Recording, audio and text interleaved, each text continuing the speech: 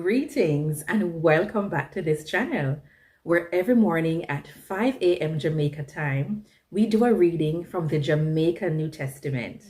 My name is Janice, and we're doing a series on miracles, signs, and wonders.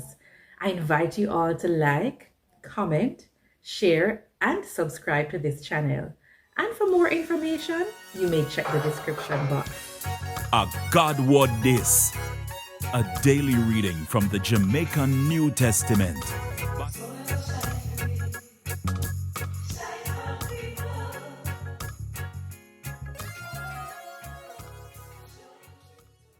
Acts chapter 16, verse 16 to 18.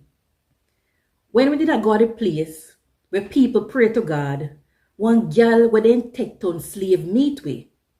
She did have one demon in her where make she could not tell people what a go happen in the future. She used to make enough money for her master them where she work for, like one reader woman. She keep on a follow back away and a ball out, them ya, them man ya, and the Most High God servant them. Them a preach and a tell you the way how to get saved. Day after day she keep on do the same thing. But Paul get really vexed.